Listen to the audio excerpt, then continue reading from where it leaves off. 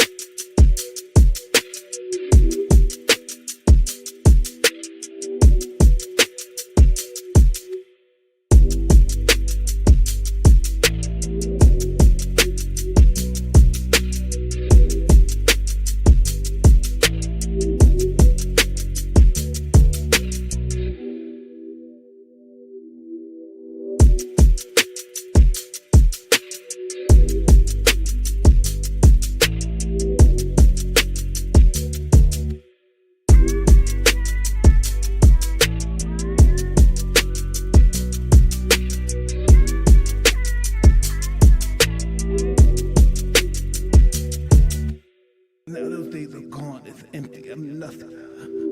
I'm working on feeling the art of humbleness. Can you be with me? That's the reason why I'm crying, because I'm not that person no more. And I miss him.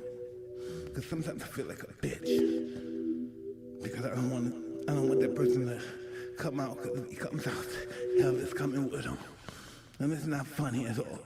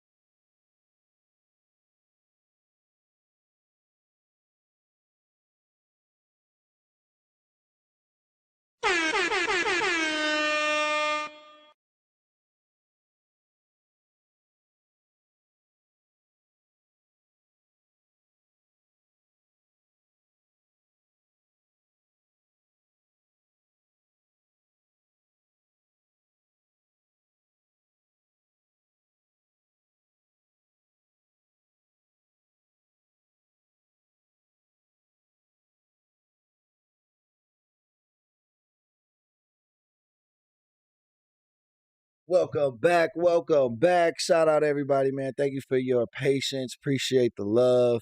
Shout out the chat. We are here. We are here. No worries. I just had to take care of a few things around the house. You know how that is. As soon as you hit stream, shit starts going crazy. But yeah. Oh, gotta get that one up. No.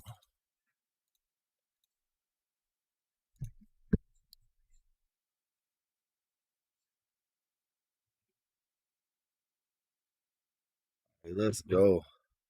All right, we're back. Welcome back, boys and girls. Glad to see you here. What's going on today, guys? Appreciate you guys showing up early and showing up often. Make sure you hit that like button. Hey!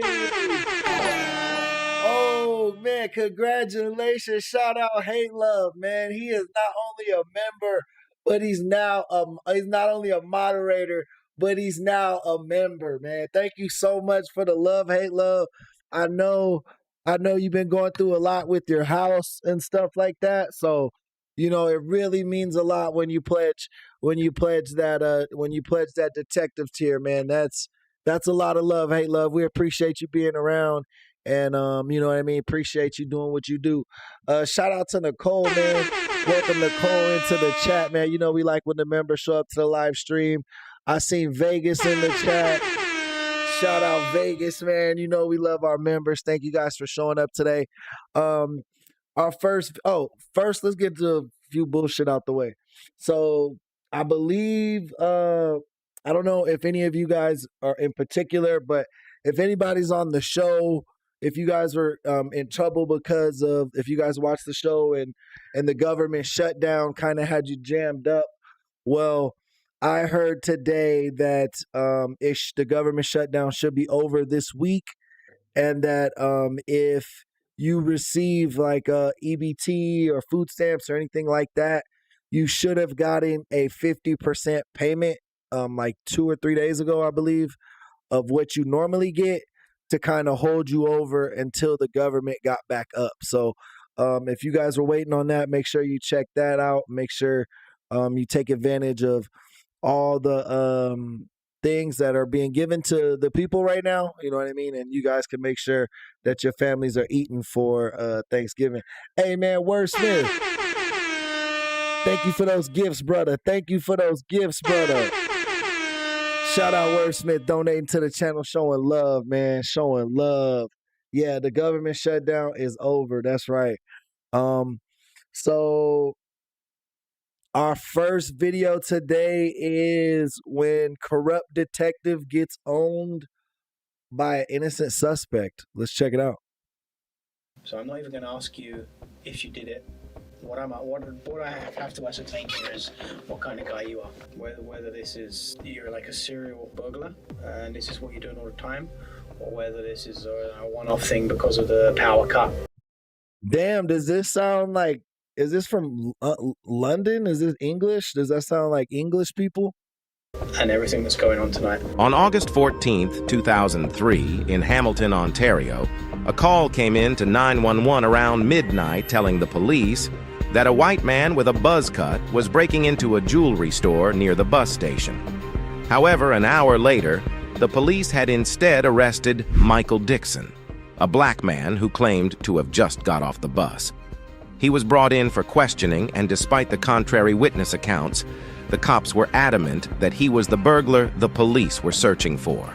It's like I said, whether you did it or not is an up for discussion. Okay, well. Yo, shout out that boy Wordsmith going crazy, still sending in the jewels. Another thumbs up, another floating heart. I'm catching all them hearts, baby. I'm throwing them straight back to you, Wordsmith. I'm sending the love back to you out in D.C., man. Thank you so much for all you do for the channel, man. From moderating to donating, everything you do, bro. Appreciate you. It's really not. This is what happens when the police try to force the suspect into a false confession. Let's rewind the tape a little bit. It is almost 3 a.m., and Michael Dixon is just now set to face his interrogator. As you can see from Michael's demeanor, he is very calm. He is confident in his innocence and probably considers this an irritating inconvenience. He hopes to be back home very soon. However, his mood will shift as soon as Detective Leak enters the room. You're charged with... Yeah, bro don't fit the description at all for who they they just found a black man and was like, let's lock him up. They be doing the same shit in Canada as they do down here, you know? break and enter. That's what you're arrested for. And it's my duty to inform you that you have the right to retain and instruct counsel without delay. The detective reads Michael his rights. You have the right to telephone in private any lawyer that you wish. You have the right to free advice in private from a legal aid. I was just gonna say, word, I know you going to Z-Burger. I know you going to Z-Burger. You always be up at Z-Burger. Lawyer. If you are charged with an offence, you may apply to the Ontario Legal Aid Plan for legal assistance. It's kind of out of sequence because you've already had that legal counsel. So I have to give you this right, and it's best that I give it to you while it's all recorded. The most critical one of which is access to a lawyer. Do you wish to call a lawyer right now?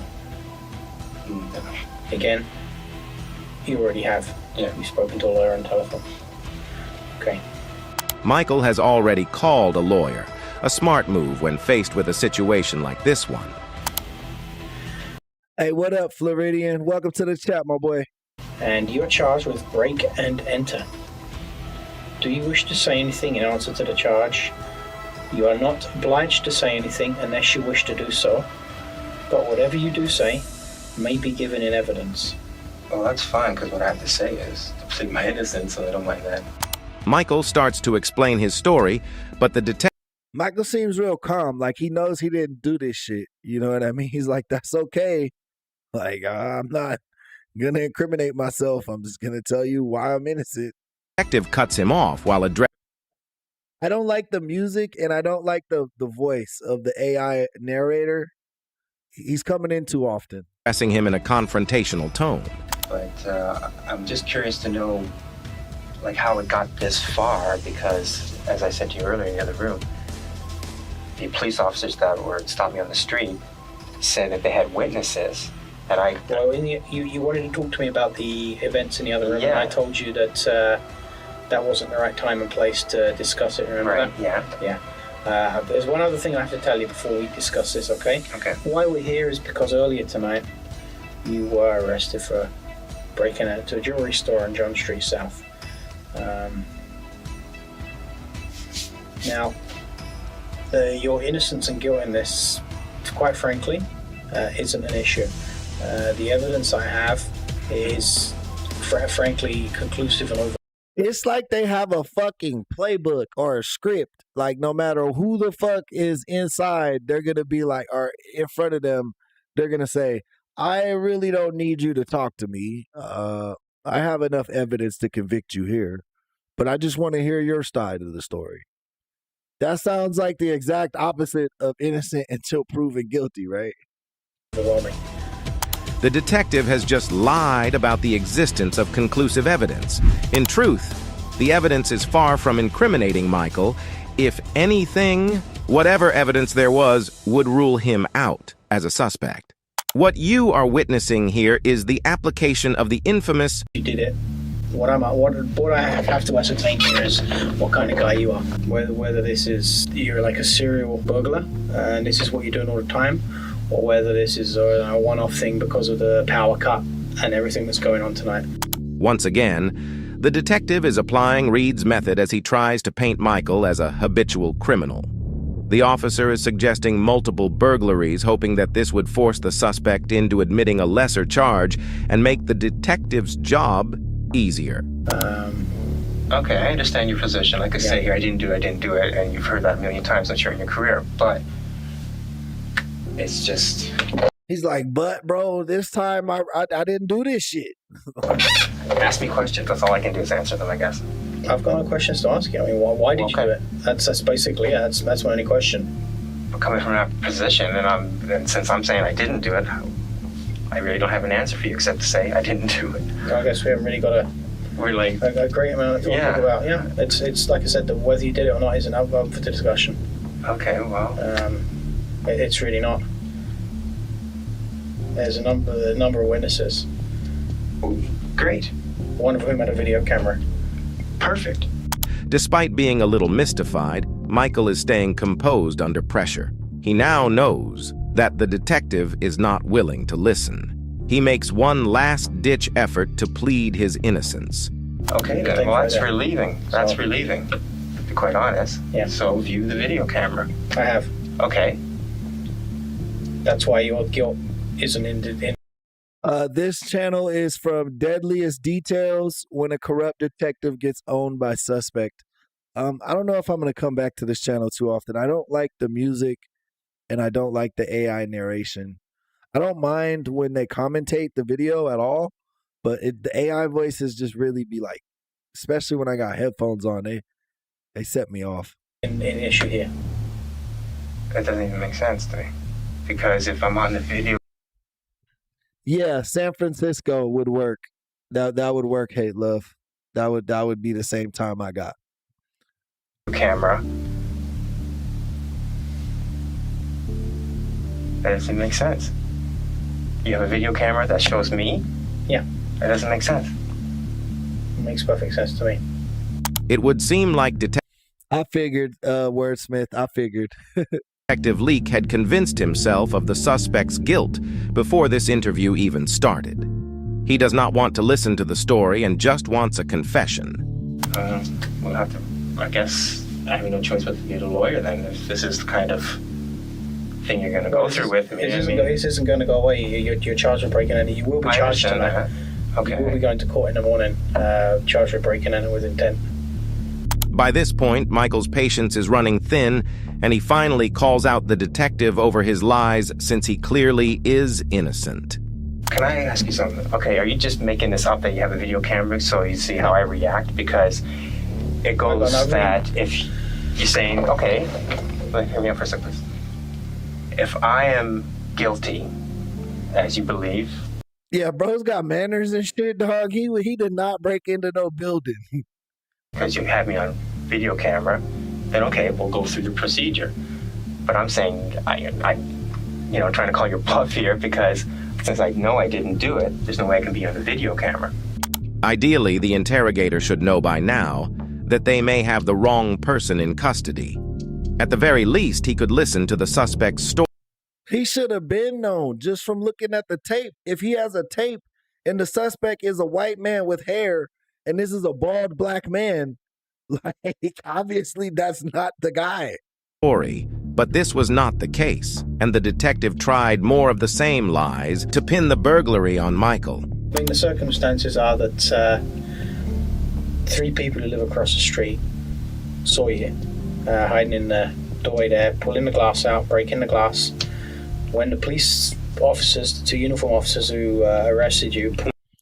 Yes, Wordsmith, I agree. Like, usually the innocent person is calm in the beginning and then like they're laughing it off to a point. It's like they go through that cycle of emotions, you know what I mean? First they're like confused, like what? Then it's like, are you joking? This is funny, right? And then frustration, like that's when they start anger, where like you said, the guilty parties tend to be loud and defensive early on and then quiet up as more and more details roll out. Up across the street from you, they saw you run off down the alleyway, and then they described the police officer who arrested you chasing you on foot, and that police officer then arrested you around the corner. Unfortunately for him, the more he lies, the more Michael Dixon can see through his facade. So this police officer recognizes me in green shorts and white t-shirt with a knapsack. The witness, all of the witnesses, saw you running from the store, being chased by the police officer who arrested you. Oh no. When did this take place? Like how long before I was arrested? Like, bro, I've been in a situation like this before. Like me and my homies, bro, I was like 19. We were fucking hanging out at the baseball park by our houses. And then the police were just like driving around looking for somebody, like hella crazy. And then they pull up on us and then they put us on the car And he was like, you fit the description. And then I was like, what? He was like, yeah. And then I asked the cop, like what the description for what? And then the cop was like, somebody just got shot.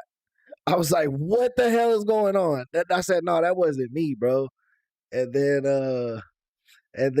like the cops go back to their car, and then they go back.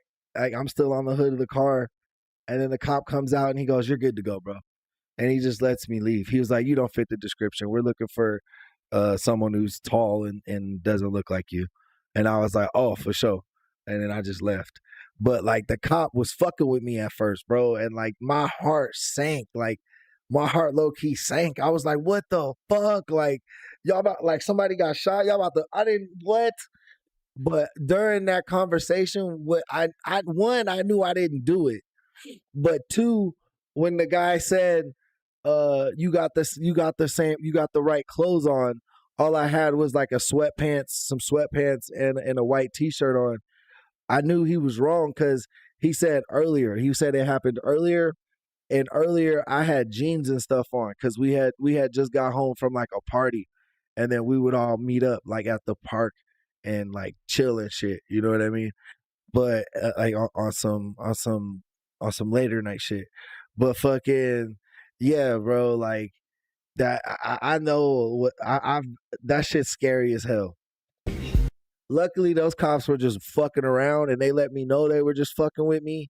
But like, that's like what this situation, this dude's in times 10. Like, the cop's not fucking around with him. Like, he's really trying to get this dude to confess to this shit. He ran immediately before the seconds. Well, this isn't me. That's what I'm telling you. Okay, that's fine.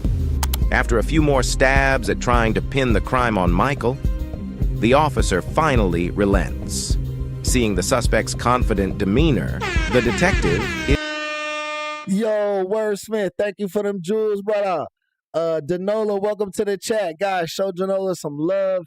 You know we like when the members are in the live stream. If you guys are new around here, hit that subscribe button, man. Support the channel. Appreciate you guys so much for tuning in. Let's get back to the show. Is losing confidence in his deceitful methods.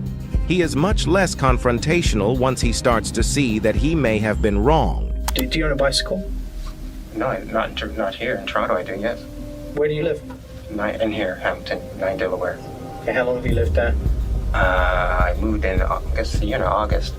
Right. He has now reverted to asking very basic questions, and Michael's assured responses are enough to make him regret his assumptions. After asking a few questions about Michael's work in Toronto, the detective finally starts to listen to his version of the events. Can you describe to me, or just tell me what you're doing tonight before you got arrested? Oh, certainly. Yeah.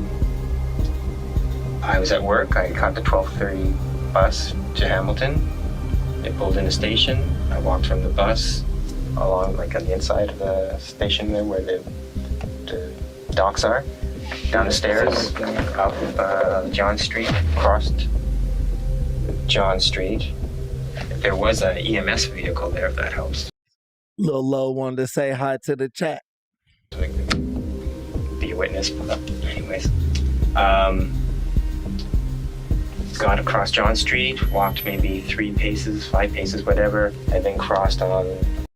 Hey, April, welcome to the chat. Crossed Hunter to the north side of Hunter. Did you run at any point? No, I mean, there weren't any cars, so there's no reason for me to go quickly across the street. I mean... What happened when you were arrested by the officer? Oh, well... I could see figures, but it's dark, right? And I could sense like that person's coming towards me, and I was like, "Whoa, what's going on here?" And then the flashlight came up, and I thought this. And then there's more than one voice, and I thought something's up here. And then they didn't identify themselves as police officers, but Well, they were in uniform. In the dark, yes. And so then behind flashlights. So my point is, I cannot tell who's behind the flashlight. And then I could see a weapon, and I was kind of like, they're saying get down the ground. I'm kind of like, okay, like, cooperate. And then I'm thinking, I don't know the police officers. And I said as such, like, who are you? Are you police? And like, what do you think? As a response, and I got on the ground. The next thing it was like police all around me. His explanation includes a detailed diagram on a whiteboard, giving further credibility to his claims. Yeah, it seems like he wasn't even in the area that they're talking about. Where exactly The music is throwing me the fuck off, though. were you when you were arrested? Can we do it on the board here? How's that? Want me to do it? You set up exhibits, you're probably more artistic than me. When you maybe draw draw a layout the of the intersection. streets, Yep. and maybe a dotted line that's your path. How's that?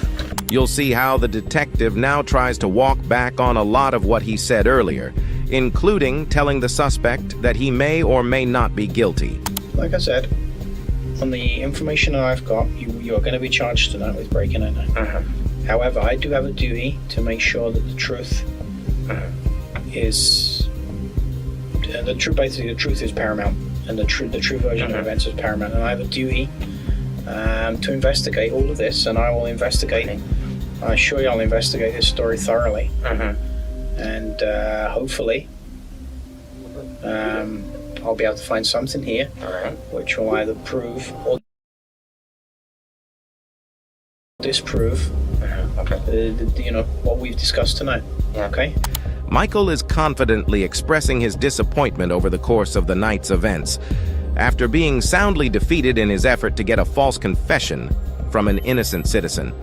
The interrogator finally leaves the room. However, before he lets Michael go, he has something else up his sleeve. One thing that's come to light. When you were arrested, you had an object in your hand. A ratchet, yeah. Can you tell me about that? It was in my pocket, and to be quite honest, I was thinking I should have something in my hand because I was walking home, which doesn't sound very nice, but that's why it's there. I'm not criticizing you for that. And that's it. He finally gives up in his blind pursuit and tells Michael what happens next. Do you have anything you'd like to ask me about this? A million things, yeah. First of all, what's the next step? Where am I going from this seat? From here, you'll go to, it's 10 after 3 in the morning now. In the morning, first thing in the morning, you'll go to court, as soon as the court building's open. And I won't be asking for custody for you. I'll be asking for a conditional release. Basically, I'm asking that you'll be released on a form of bail. Okay. With the charges pending. The charge being break and enter. Okay. Despite proving the police wrong in a few minutes, Michael spent the next 3 nights in a jail cell. It took him another 9 months to clear up his name completely, and he stayed under a curfew during that time. There was an obvious uproar regarding racism in the police department, and Michael sued the county police for the damages. The court awarded him $80,000 and reprimanded the officers for their unprofessional conduct. Authenticity of the Reed technique also came under scrutiny, but it still remains a popular interrogation method because of its success in cases where the police actually do catch the right person. Bro, I feel like that's their defuncto go-to. Like, he's talking about the method of that they use, like why the cop was lying and stuff. But like, that's what they always do, whether they got the evidence or not. That's why sometimes when we're like, man, if a cop says that, then they got you. But it's like, that's their go-to, bro. Is they just say they got the evidence on everybody. Nathaniel Abraham was just 11 years old when he found himself in the middle of one of the most controversial murder cases in the history of the United States. All right, this one's from Twisted Minds, Nathaniel, the 11-year-old killer. Let's see what this video is about. United States of America. The case scandalized the country, and almost everyone responded with outrage. A murder case. But the folks on Nathaniel's block, his own neighbors, well, they weren't particularly shocked. He might have been little, measuring no more than 4 feet and weighing a little under 65 pounds, but he was also a thorn in the side of everyone in the neighborhood, a danger to the community. He threatened my grandsons all the time. He threw rocks at my mom's house. I mean, he was dangerous. And she wasn't alone. Another neighbor, an 11-year-old girl, shared a similar sentiment because, according to her, when they were both 9, Nate had threatened her with a gun. So, as Nathaniel Abraham's murder case began to take its hold in the center of public consciousness, it became clear that his entire block had turned against him. As disturbing as these allegations sounded, it seemed like they were true. All of his neighbors wanted him locked up, except one. Only one neighbor on Nate's block came to his defense when the cameras started rolling. He didn't try to downplay or dismiss claims about the boy. I think that's crazy for him to be charged as an adult. He's only 11 years old. This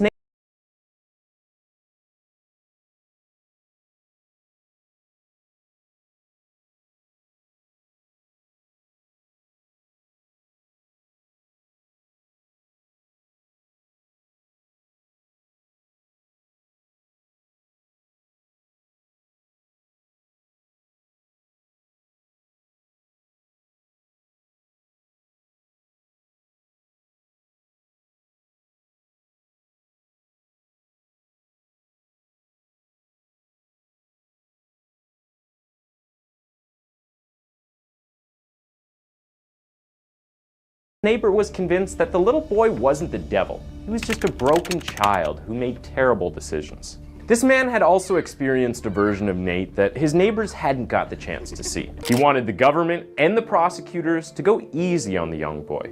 Why? Because Nathaniel Abraham was an 11-year-old boy charged with the murder of an 18-year-old named Ronnie Green. Because in the most controversial turn of events, the state of Michigan was willing and ready to try him as an adult due to the severity of his crime. And if they found him guilty, if the prosecutors were able to get what they wanted, little Nate would spend the rest of his life in prison for a crime. Oh, damn, I was muted. Ashley, welcome to the chat. Shout out Floridian. What I was gonna say? April, don't worry about that. You'll get it when you got it. Ashley, welcome in. Red Feather, welcome back, my brother. Haven't seen you guys in a while. Nice to see y'all on the stream. I'm with the guy Richard Morales. I was saying, I take the spot of Richard Morales. Like, the kid's 11. We don't know the whole situation. Like, 18 and 11, that's a big age difference for them to be around each other. So, I mean, I don't know. I'm gonna let it play out.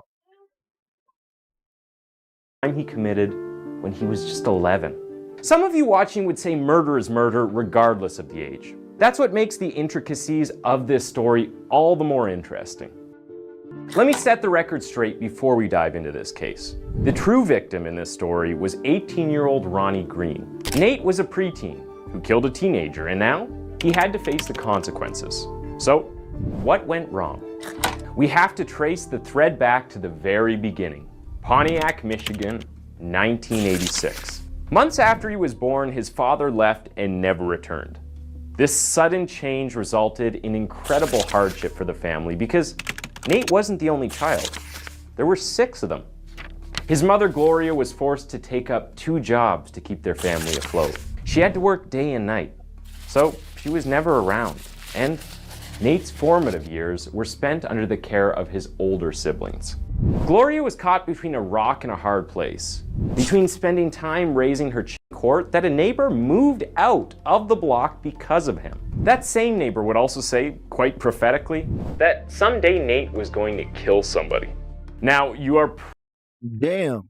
So the fact that people moved out the neighborhood, the fact that they've already had run-ins with the kid and he's only like 10, 11 years old, like, maybe this could have been prevented, I'm starting to think. Like, maybe Nate should have been in some type of program or off the streets already, you know? Probably wondering what Nate's mother did during this period. At some point, she began to feel helpless when almost every day there was someone knocking on their door reporting Nate's latest crime. One major reason why she felt helpless was because that she had actually gone to the police for help. She wanted them to intervene in her son's situation, but they referred her to the juvenile court. And when she got there, they sent her back to the police. So basically, the people she was asking for help just kept kicking the can down the road. She tried to get her son help. This lady's not a bad mom. She's just not letting her kid run rampant. Telling her that her word wasn't enough. No one was prepared to help. Nobody was ready to intervene. Now, remember when I said Nate was born into a perfect storm? There was one more piece left for the chaotic future he was now destined to have. The 1980s was a very interesting decade in American history. Ronald Reagan became president. CNN became a thing. There were those interesting looking Macintosh computers. You know what's crazy is like, we think of Ronald Reagan as like this politician now, you know what I mean? But low key, he was like the first gen Donald Trump. Dude was like an actor or some shit, right? And then there was violence. Widespread violence in major cities like New York and Chicago. However, the most troubling part of the 1980s was the spike in the level of violent crimes committed by juveniles. Between 1980 and 1994, the number of juvenile homicide offenders doubled. And according to FBI clearance statistics from that time frame, the juvenile responsibility for all homicides in the country grew from 5% to 10%. The quick answer to why this was happening was the crack epidemic of the mid-1980s. In the inner cities, it had become a plague, and it wasn't long before those drugs got paired with guns and juveniles. Now, the progression from drug trade to gun violence isn't surprising. In fact, many would agree it's natural and expected. But while there is no record of drug dealing activity on his juvenile record, it wouldn't be wild to suggest that he found himself in that crowd, and that it was that crowd that enabled his truancy. Why are y'all, see, now they just making shit up. Now they just making shit up. I don't like how they connected that. They said, though that he's never been accused or had any record of dealing with drugs, it's not far-fetched to say that's what he was doing. We don't know that. And that it was that crowd that enabled his truancy. Where else do you think he got the gun he used? His mother didn't own a gun. Now, as expected, the government's... No. I guarantee you they got that gun from... They didn't get that gun from no big homie, especially in the 80s, dog. What the fuck? No, they got that gun from hitting car licks. That boy probably was like stealing, like opening people's cars, going through people's garages. Like, that's literally where most guns are found. Look it up. It's FBI. This is public knowledge, bro. I'm not giving y'all no crazy game. Like, this shit is facts. Response to this spike of violent, gun-fueled juvenile delinquency was to turn to the law. So, as the 1980s progressed, a growing number of states passed laws stipulating that kids under 17 could be tried as adults for certain crimes. It was a weird way to deal with the problem because they weren't seeking direct solutions. They were just adding to the punishment. Supporters of this law who happened to be civilians like you and me. I'm saying, Wordsmith, am I tripping? They got me rooting for the bad guy, bro. This commentator's got me rooting for the bad guy. He's so bloodthirsty, bro. Took to the streets, waving banners and slogans that read, "Adult crime, adult time." And by 1992, more than 40 states had passed laws for trying children as adults. But no state's version of the juvenile justice law matched the severity of Michigan's. Michigan, the same state that Nathaniel Abraham was born in, raised in, and would commit his devastating crime in, set no limits on the age that a child could be tried as an adult. They called their law "Get Tough on Juvenile Offenders." In fact, when one of the state senators who pushed for this law was asked if a child as young as 4 could be tried as an adult, his answer was a resounding yes. The stage was now set for Nathaniel Abraham's crime. And 3 years after that law was passed in 1997, When 11-year-old Nathaniel Abraham shot 18-year-old Ronnie Green, he became the scapegoat of a law that set the scene for the country's most controversial juvenile murder trial to date. On the 31st of October 1997, there was a commotion in Lincoln Middle School. There were police officers in the 6th grade class, and they were reading their rights, not to the class teacher, but to 11-year-old Nathaniel Abraham, dressed up in a Halloween costume. Yeah, bro was in 6th grade. We don't know. He could have been robbing that kid. He could have been the 18. He could have been trying to rob the 18-year-old. He could have been getting bullied by the 18-year-old. Like, he could have been some type of gang initiation. Like, we don't know. Like, we don't know anything yet. Like, I want him to tell us more about that part of the case. A day before, like, what actually happened? on the 30th of October, 1997, an 18-year-old boy named Ronnie Green had passed away after fighting for his life for almost 24 hours. He had been shot in the head by a single bullet from a .22 caliber rifle. As investigators scrambled to find out who this killer was, they discovered that on the day before, 11-year-old Nathaniel Abraham had stolen a .22 caliber rifle and gone shooting outside. He shot at a neighbor's house first, narrowly missing the man who owned the house. And moments later, he stood in a cluster of trees about 200 feet away from. Oh, he was just doing some dumb shit. The whole situation was just random. Yeah, I don't know, Nathan. You might have to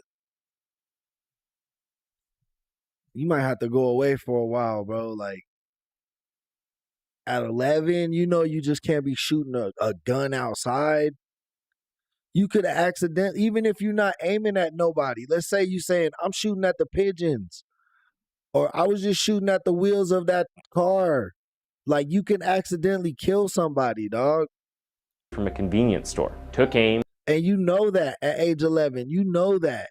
And fired a bullet that would hit 18-year-old Ronnie Green in the head and kill him roughly a day later. While Nate admitted that he was the one who shot Ronnie, he denied targeting him. Instead, he claimed that he was only aiming for light bulbs and trees. The shot that killed Ronnie Green was, by his own admission, an unfortunate error. The prosecutors weren't buying it. Despite the fact that the 11-year-old boy had never met Ronnie Green before the shooting, they were convinced that he had deliberately set out to kill someone that day. If you're wondering what fueled the prosecutor's conviction, well, they had evidence that Nate had spoken to his girlfriend, saying that he was going to kill someone on the morning of Ronnie Green's tragic demise. And that, after the shooting, he had bragged about the kill he made to his friends. With the backing of Michigan, Oh, yeah, nah. Yeah, bro. Get Tough on Juvenile Offenders law, the prosecutors received permission to try Nate as an adult, charging him with first. Yeah. That shit seems pretty premeditated, bro. He got to sit down to at least like 40. First-degree murder and several other felonies. Nate was arrested, placed in handcuffs, and he was sent to Oakland County Children's Village, a juvenile detention center in Michigan while he awaited trial. The arrest was deeply controversial. Controversial enough to deeply divide the country along several ethical lines. While there were many unwilling to contribute to the discussion, there were many more who thought that, hey, what up, Chris25? Welcome to the chat. This was a fitting punishment for the 11-year-old Nate.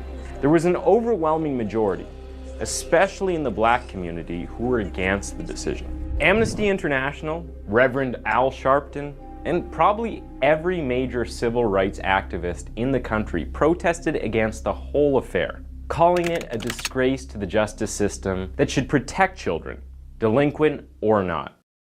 And there were three options on the table for the judge. The first was the harshest, a prison term of 8 to 25 years. The second option was more moderate, blended sentence, and it would see Nate go to a juvenile detention center. By the time he turned 18, if he was properly rehabilitated, he would be released. If not, he would be transferred to an adult prison after turning 21 to serve the rest of his 25-year sentence. This was what the prosecutors wanted.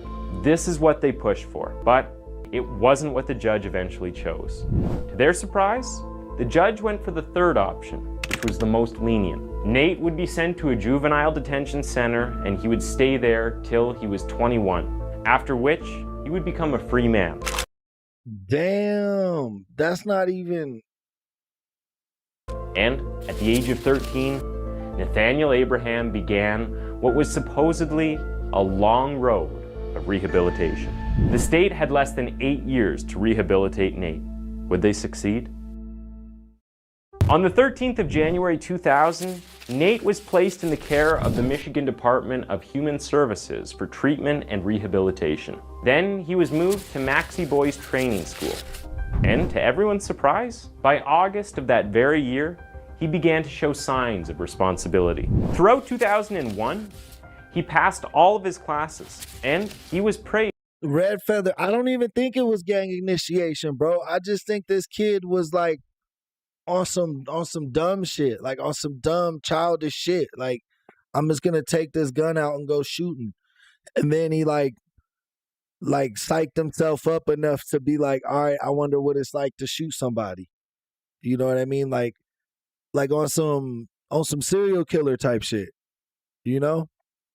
Praised for his academic performance in math, reading, and note-keeping. By 2003, Nate was described as a leader within his group. He displayed a positive attitude, took on additional work, and followed directions. At this point, his supervisors decided it was time to get him to work in the real world. So at the age of 17, Nate began working in a Goodwill store.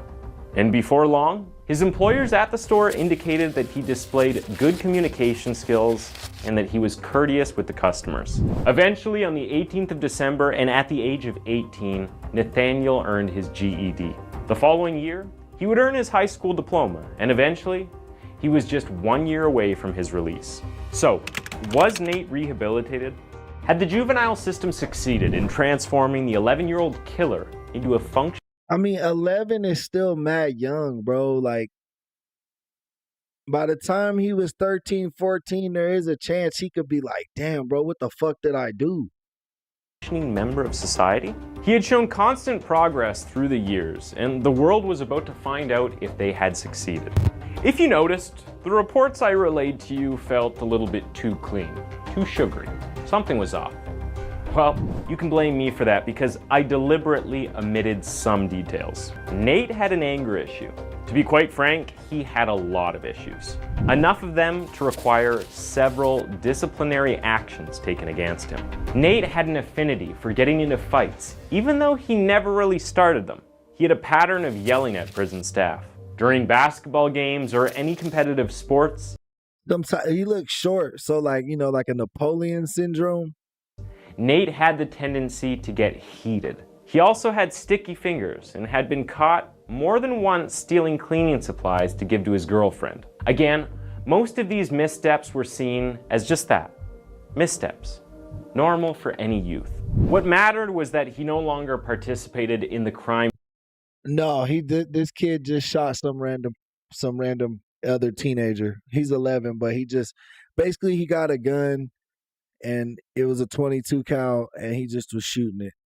And then he shot a kid in the head. Crimes he had committed. But there was no like altercation or anything. When he was 9. Remember? Larceny, malicious destruction of property, assault and illegal entry, murder. Nathaniel Abraham hadn't killed anyone in the 8 years since the trial. So on the 18th of January 2007, after spending nearly a decade in juvenile detention, Nate was free, released into society. He was a free man. I wish this was the end of the story, and I wish I could wrap it up here with some Disney-esque happily ever after. But unfortunately, there were more issues ahead for Nate. For the first 18 months of his newfound freedom, nothing remotely criminal or remarkable happened to Nate. Unfortunately, in May of 2008, Nate was arrested again in Pontiac with 254 ecstasy pills in a liquor bottle bag. He was sentenced to 4 to 20 years in prison, but eventually got paroled in June 2017. Did the rehabilitation fail, or was this just obstructing police? a felony punishable by up to 4 years, because under normal circumstances, he would have had to face another life sentence because of his frequent problems with the law. Nate wasn't alone in court on the day of his sentencing. His mother, siblings, and Damn, Nate always in and out of jail. So yeah, looks like justice system did not rehabilitate Nate. That's crazy though. 11 years old, bro, and you murdered somebody. That's so much of your life spent behind bars. I thought it was gonna be his interrogation though. You know how I like that type of shit. The next one is from Beyond Evil, and it's gonna say daughter exposes her dad's horrifying secret. Okay, what's going on? My neighbor next door thinks that he's come out screaming out of his house and he thinks his wife is dead in bed. Yeah, Nate was what they say. Nate like 2 years older than me, so Nate like 40 now.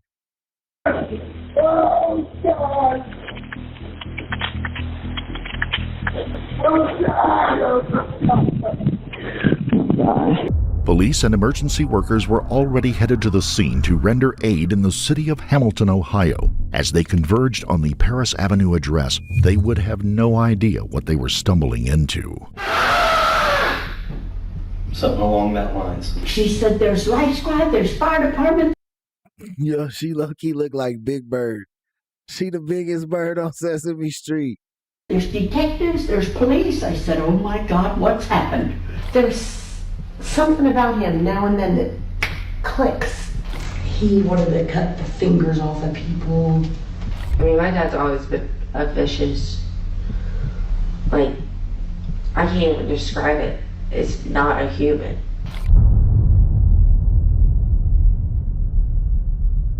Hey, Floridian, you always eating some Whataburger. You love some Whataburger.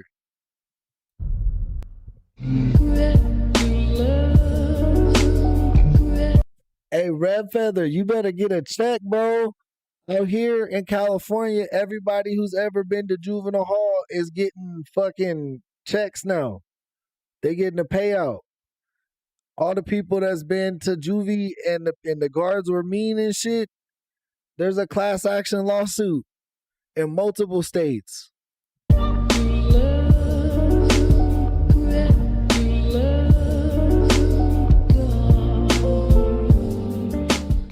Before we begin, we would like to extend our deepest sympathies to the family and loved ones of Rachel Brusock.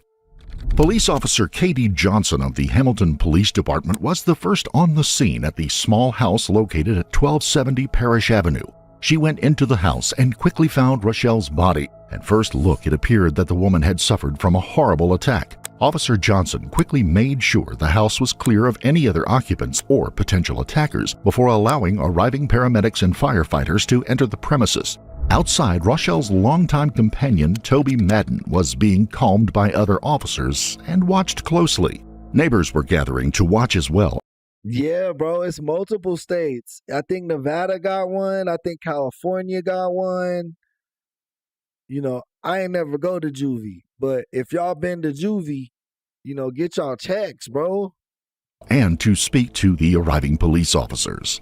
The house, which was undergoing renovations, was a total wreck inside. Cabinets, tools, pieces of mismatched furniture were everywhere, mixed with the clothes, groceries, and debris of everyday life. And there, in the front room, beside a fallen cabinet, just below the window, lay Rachel's lifeless, murdered body.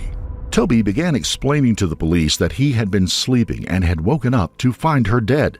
He had attempted CPR, but she was already gone. He'd yelled for help and ran. Yeah, I love McDonald's, bro. I'm not gonna lie. My wife don't like McDonald's. She likes burgers and stuff, but she don't like McDonald's. And I get it, because McDonald's has like its own like taste. It doesn't taste like a burger that you make from like a barbecue restaurant or at your house, you know. But damn, is it good, bro. That shit's like crack. And out into the front yard screaming for help before a next-door neighbor called 911. He remained hysterical and emotional, saying that there had been a group of 3 men inside the house earlier in the day, but I'm saying, Red Feather, check that shit. You better check. Oklahoma might have one. You might have a case. Oklahoma might have a case. I'm telling you. That he had been sleeping when they Google it. arrived and ChatGPT. Oh, you heard?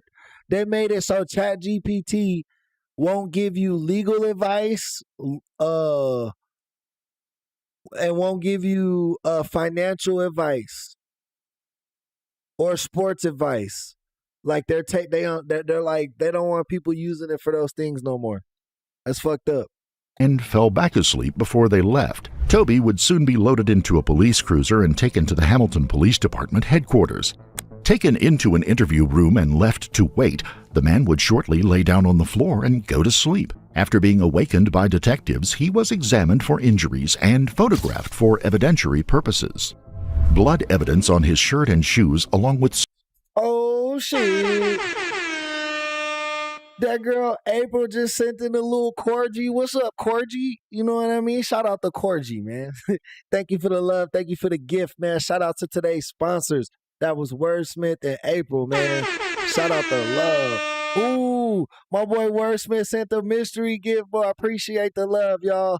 Keep it going, man. Chat, show them big thank yous. Shout them out.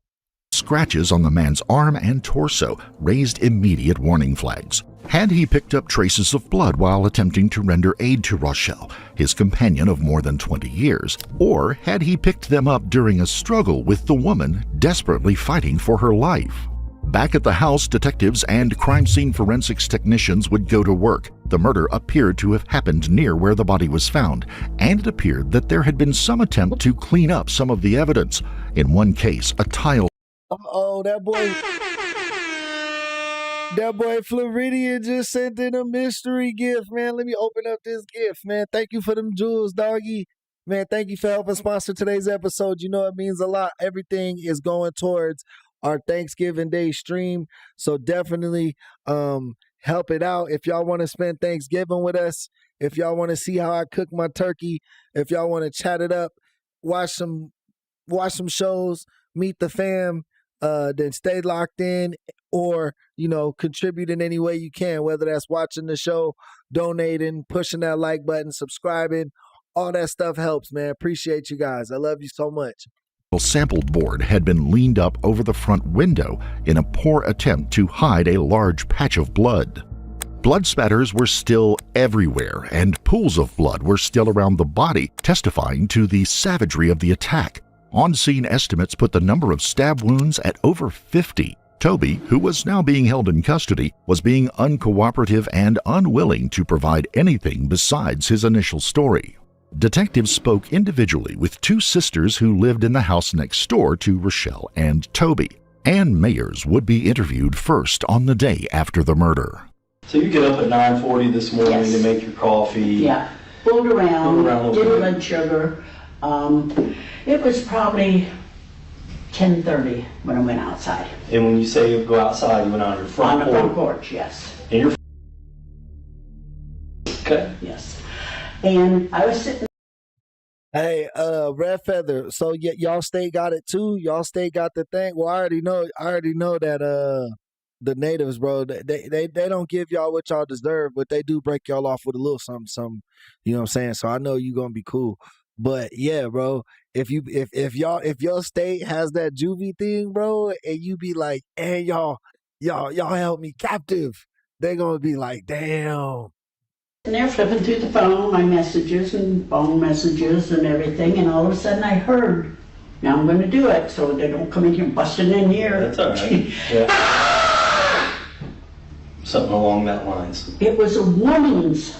It wasn't a man's holler. Yeah. Or screaming. I don't know if it was a scream fest or because I only heard that voice or that screech. And you think it was around 10:30? I'd say around there, 10:30, 10:45. Okay. Okay?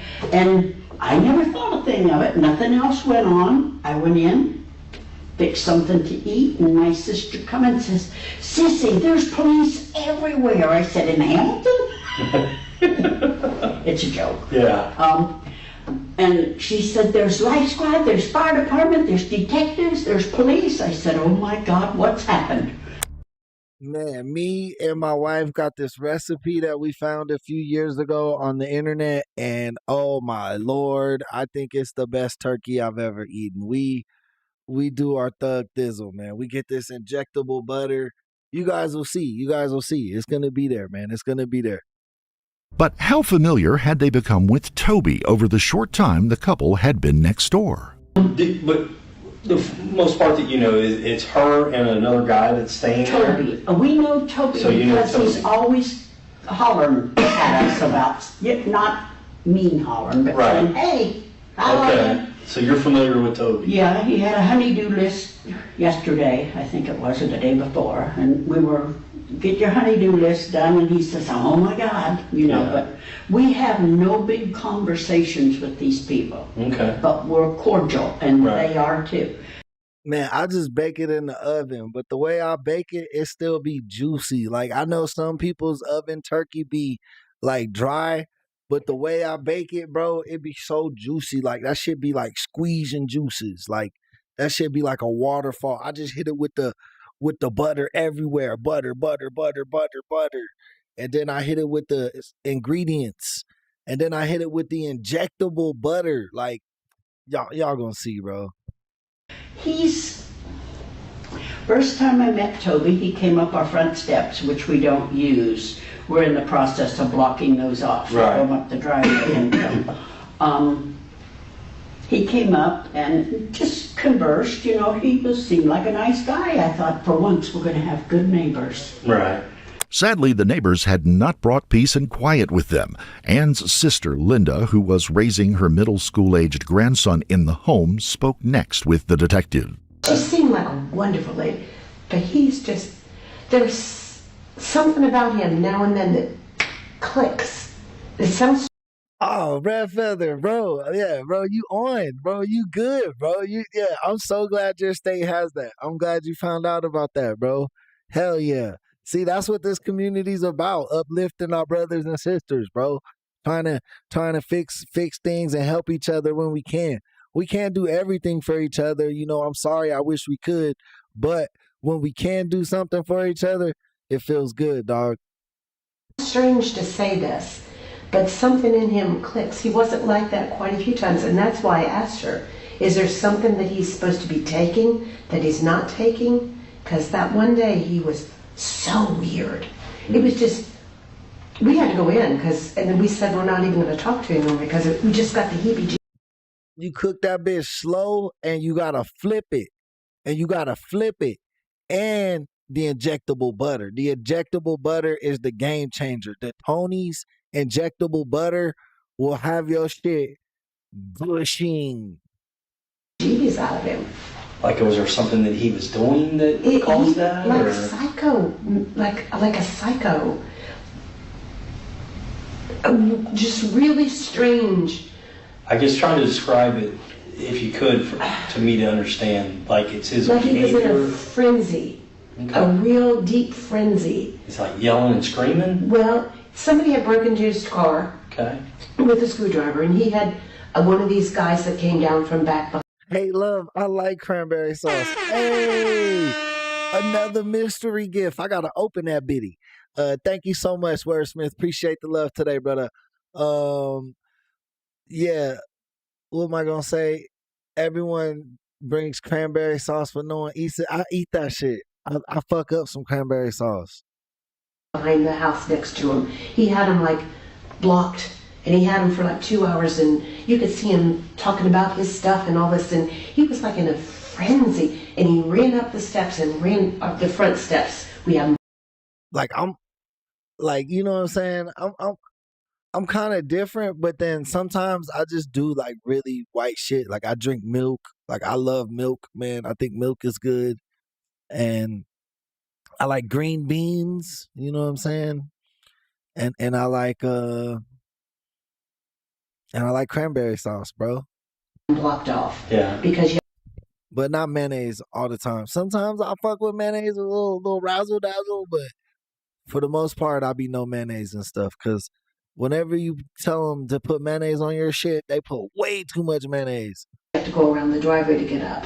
But he ran up the steps and said something to Anna and ran back down and went and talked to this guy and ran back up and ran over across. He was just like in a frenzy. It was a weird, like a panic frenzy. Yeah. And we were not comfortable with it at all. It was normal behavior for him, and it put you on edge. Well, I don't know if it's normal for him, and that's why I asked his wife. Well, it's not his wife.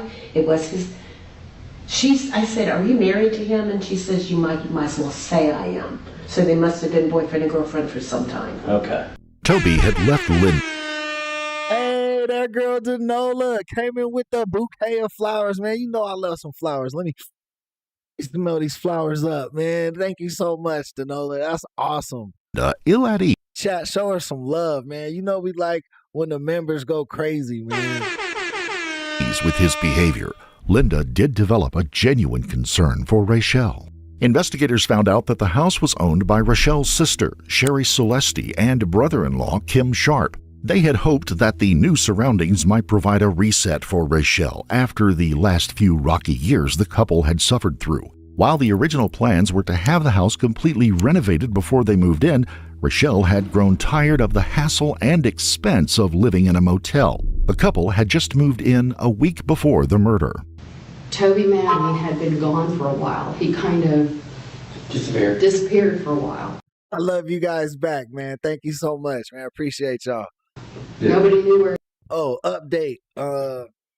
On Friday, for the jobby, I gotta go sign up to do the little onboarding process, and then I guess I'll figure everything out then. It was, and then he suddenly reappears one day at our house with her. Yeah. The first time we saw him that he resurfaced was they were together at our house. How did they see him when you saw him? Little weird. You know, made a story that he'd been traveling on doing the parking lot car sales for weeks at a time across the country, and that that they were done doing these parking lot events, and he somehow found his way back. And she literally told us at dinner that day, and he was with dinner, that he just called out of the blue and said, "Pick me up at this place." And wasn't it like in Kentucky? Yeah, Kentucky. And then they came in to our house. That was we were the first ones to see him surface. The odd dynamic between Toby and Rachel had been going on for nearly a decade before, and his behavior, while erratic, was supposed to be improving with his medications. He had also taken a hand in doing some of the work around the house himself. Still, there was something about that night before Rachel's death that gave Sherry and Kim pause. Then, Sherry remembered an encounter with a neighbor that had been asking about Toby's behavior in the week prior. So basically, Toby killed his girlfriend, and his daughter is going to be the one that, breaks the case open? I was down at the house last week, the Parrish Avenue house, and she was outside picking up after other people's dogs. And the lady next door on the left, I think her name was Linda, she lives in a dark gray house. Okay. And they were out there talking when I arrived. And Linda said to her, the conversation they were having was, Linda said to her, and I heard this, she said, "So is he your husband or what?" And Rachel said, "Why? Is he bothering you, or is there a problem?" And somebody sent the cash out. That's us. That was a good test, man. Shout out to Cash App. I believe it was from Jordan. I'm not sure. Was it Jay? Yeah, I got that. Yeah, that's it, Jay. That's the right one. Shout out Jay, man. Shout out Jay for the Cash App. Appreciate the love. Linda said, and I told you this, she said, "He's weird. Okay. He's really weird." And then creepy weird. And Rachel's comment to you. It was that, and Rachel said, well, she says he can be weird. She said, I'm sorry if he was bothering you. And I said to her, so we went up those steps, and I said to her, I said, I don't think that's good. You've only been here a few days, and the neighbor's already saying that he's weird. Right. That's not good. And she says, he is weird. And she says, wait, he's quite frankly getting too weird for me. Yes. Shout out to Nola, man. She sent the Cash App off stream yesterday while we were not live. She was watching the channel and sent it in on a replay. So thank you so much for the love. Thank you for helping sponsor today's stream, Danola, by hitting us with that Cash App as well. Toby was much more than just a strange man who had moved into the neighborhood.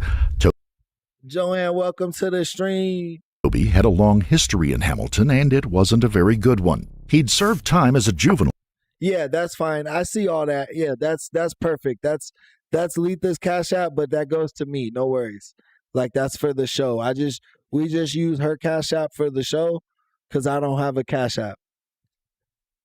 For shooting 3 people, paralyzing one of them. He was also a known drug abuser of crack cocaine and, more recently, crystal meth. A cousin of his, Tanya Cook, had come to the police department to speak with Detective Robert Horton to give a better picture of what kind of man Toby was, the situation that Rochelle had been living in, and what may well have led up to the incident. Sometimes he would act normal, like a normal human being. Yeah. Most of the time, like always going to the door, checking, looking outside. Did he ever tell you, like, anybody was after him or anything like Yeah. that? Oh, yeah. Okay, so first it was a gang. Okay. I don't know what gang it was. I mean, I'm pretty sure I probably heard the name of it or whatever. I guess he beat up a guy in a bar years ago. Bro, hella old. I can see if he had to tussle in a bar as an old dude, motherfuckers get drunk. But, like, to be like, I'm in a gang, bro, that's crazy. Okay. That's crazy work. And it ended up being a gang. Hey! High five to my boy Floridian. One of the gang members, and they've been after him all this time. Okay. Well, then it goes into, Rochelle was sexed into this gang, that all the members of the gang slept with her, and now she's a member of the gang. Could a drug-fueled paranoia mixed with underlying psychosis have pushed Toby to act out and to take the life of the woman who cared for him? I think anybody is capable of murdering somebody, but I know, without a shadow of a doubt, he did that to Rochelle. Remember, guys, all your donations this week are going towards the Thanksgiving Day stream. If you guys want to have a Thanksgiving Day stream, make sure you guys are donating or watching the live streams, hitting that like button, subscribing if you're not subscribed. A lot of you guys still aren't subscribed that watch the channel, so please hit that subscribe button. You know what I mean? We're on the road to 10K. Help us out with that. What else we got popping? But yeah, man, we're going to do a Thanksgiving Day stream. If you want to watch us cook the turkey, hang out, make sure you support the channel. Okay. Let me ask you this. What makes you think that? Because he said it too many times. So how many times do you think he said it? Almost every time he comes to my house, he would, if it wasn't Rochelle he was going to kill, he was going to kill someone else. He wanted to cut the fingers off of people. No, my wife's name's not Natalia. A cigar cutter laying on the table. I don't even know where it comes from. I buy junk all the time. And he asked could he have it because he wanted to cut somebody's finger. I was like, yeah, sure, Toby, take it. Well, let me ask you this. I mean, so now when I talked to you in front, you kind of alluded to it. You said he had threatened to kill Rochelle. I mean, did he say why or what? Or why he was going to do it? Or he was just upset? Or, I mean, what? It's because he thinks all these things. Like the stuff about her being in a gang or and cheating? She's against him. She's with them, so therefore they want to kill him, so does she. So let me ask you this, because So was she trying to get away from him now, or just kind of trying to move on? I mean, She was trying to get on with her life. That's the part where it gets all messed up. okay. To like get away from them. Well, We don't understand. Okay, so like we sat and talked about this for hours. yeah. Like, what is wrong with us that we can't get away from these idiots that are treating us this way and saying stupid stuff? He held her hostage. I know he did. What was that? The one she lived in Covington, her landlord lived in the bottom. He held her hostage there. I think this was a separate incident when he took and hit her in the head with an axe. What was that? When they lived in Covington and in the lake. I think that's when she realized that he may just try to really kill her. Tanya would go on to tell of another incident at Christmas time when Rochelle and Toby had come to their house for a get-together, but ended up with the two in an argument. The argument moved outside, where Rochelle had defended herself by hitting Toby with a stick, but Toby had turned around and pointed a gun right at her head. The fight happened directly in front of Tanya's child. At that point, and that's when I told him, I don't care, you may be family, but I want nothing to do with you. And there was no doubt in Tanya's mind that Toby had finally killed Rochelle on that fateful October morning in 2022. Rochelle and Toby's 24-year-old daughter, Michaela Madden, would speak with the detectives next. She would add light on the relationship between the couple, and she had few kind words to say, if any, for her father. So, now I know, what I'm trying to do is reach my ass to come in here. I'm trying to get like, yes, of everything. Sorry, I didn't mean to interrupt. No, you're absolutely right. That's exactly what it is. And which I'm sure Ginger probably had already said something to you about it. And I mean, we're trying to figure out kind of like what's been What's going wrong on. with the man? Well, just I mean, I know they lived with you in, was it up in Loveland? You said? Yeah, well, he didn't really live there. Right. He brought his How many Lovelands do you think there are in America? I swear like every state has a Loveland city. junk that he likes to call that he can make money off of. Never wanted to get a job. Okay. I mean, has he been that way like your whole life? No. Or no? you know? I mean, he's always been abusive, alcoholic, drug user. Yeah. Leave on the holidays, events, certain things. Would leave on Christmas Day, not come back for a while, things like that. Mm-hmm. He's always been a very abusive, physically, emotionally, verbally, all that through my childhood. Domestic violence was a lot. On you or your mom? Both. Okay. Both. I've seen it a lot Like growing up. Sorry, let me just put that secret here. I'm feeling heavy. I mean, you say domestic violence. I mean, was he putting hands on? Oh, you? yeah. Like. Oh, yeah. Hitting, punching. Oh, yeah. I used to have fist fights with my dad. Really? Yeah. Okay. I mean, I'm not letting him touch my mom. Right. I got you. Foremost, like you're always gonna protect. Right. What's yours. Dang, she thugging, but for sure she protecting her mom. So shout that out. Like if her dad was beating her mom and she was making sure that shit didn't happen, she's tight for that. As my mom, Yeah. I understand that. Michaela would, however, talk about the love and commitment she had for her mother, trapped in a relationship and a codependency she couldn't seem to get out of, mainly because Toby would never stay gone for very long. In the end, she could only give a last damning statement about her father. Drugs have killed his brain cells tremendously. Like I look at that mugshot and I don't see a human in there. Is that weird to say? No. I don't see a human. I see you. Like, and my daughter asks, I see, as she tells me our monsters real, I'm really like, yes, they walk this earth. Toby would remain in jail without bond. His indictment for first-degree murder and felonious assault charges would be handed down in 2022. During this time, autopsy reports on Rochelle came back showing that she had been stabbed a total of 55 times with a short-bladed knife. She suffered wounds to her head, neck, torso, back, arms, and one knee. In the house on the day of the murder, That's hella violent too. Like, yeah, Jay, like I don't get that mind state, brother. was found a shopping bag from Kroger's. Inside, along with a number of candy bars, was a receipt that had been printed out showing that someone using Toby's card made the purchase just after 9 p.m. the night before the murders.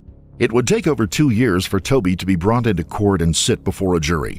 In the intervening time, Toby would fire 5 defense attorneys, 4 appointed for the court, and attempt to act as his own defense twice before an end was put to his shenanigans and a final attorney was appointed for him. Once he got to court, however, he would oftentimes be disruptive, eventually having to be removed from the courtroom for his outbursts. 55 times. Each time this defendant stabbed Rochelle, she got closer to her death. Yeah, bro, that's a lot of stabbings. He said 55 times. As Dr. Updegrove told you through those photographs, each stab wound brought her closer to death. She got butchered in the home that she was renovating. And I ask that you hold this defendant responsible for killing her. Thank you. Ladies and gentlemen, I want to say that State Exhibit Jurors, number I'm going to ask you to return to the jury room. State Exhibit 66 is a stick in there. And I also, if you look at the video of them questioning me down at the police station, if you look at it, they asked me, how did the blood get in the sink? I told them that there was blood on my face after I was doing CPR, and I told them that I went to the sink. Recess at this time. Look at State number Exhibit number 66. Ask for it back there and see. There's a stick right there. They won't. There's plenty of. Whenever they start talking about shit he don't like, he just started like going crazy in court. So like going off about some dumb shit. Things they won't bring to you. Ask for it. Right? You can get that. Okay, now we're right. Okay, so I know you're not commenting. The court is not going to tolerate. Let me get back on. You're not listening. All right, What we're you're going not to going move to to do the is I'm not defendant to going to the upstairs sit room here at location and and allow take a you to. recess. Thank you. This is what you did the last time went on. Toby was often emotional during the 5-day trial, but never admitted to the killing. What do you request of Officer Taras? Volkachev. Okay, yes. I asked him to stay with the defendant and keep him where he was at while I cleared the house so that EMS was safe. Okay.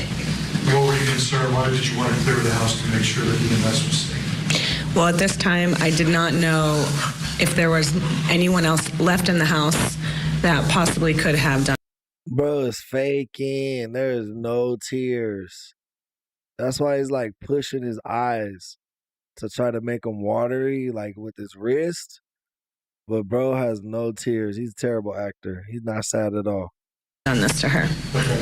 Toby's erratic behavior would eventually lead him to having to be physically removed from the presence of his own attorney. In the end, after all the delays, threats, and theatrics by Toby Madden, the jury took less than 2 hours to deliberate and return guilty verdicts on all counts. Judge Jennifer McElfresh would hand down a sentence of 15 years to life, with an additional judgment of 10 years for being a repeat offender. He would not be eligible for parole for 25 years. Rachel's kindness and caring nature lingers on in the memories of her loved ones, but it may also have been part of her downfall, unable to give up on a man as vile and dangerous as one could imagine, even at the risk of her own life.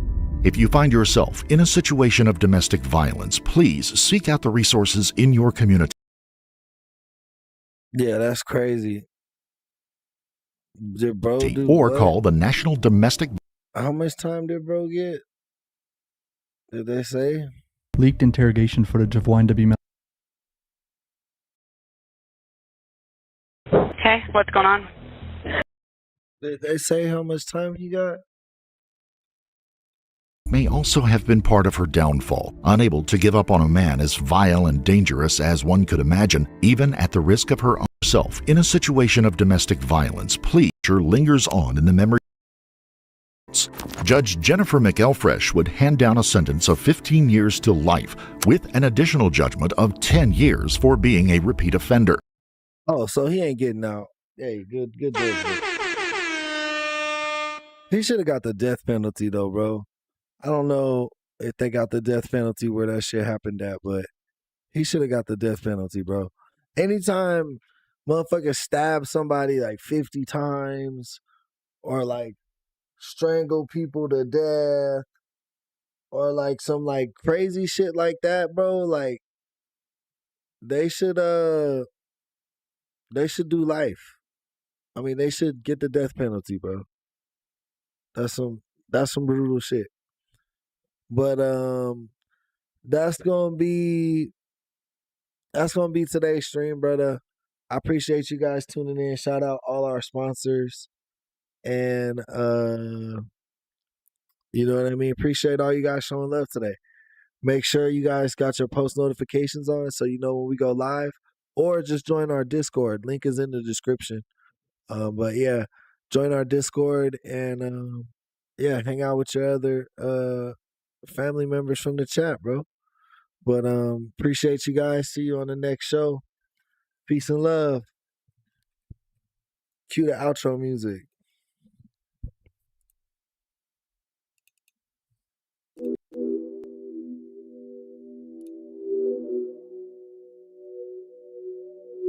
And the art of punching is when you can throw two punches that sound like one. You can throw a punch, you can hear it sound like fucking one punch.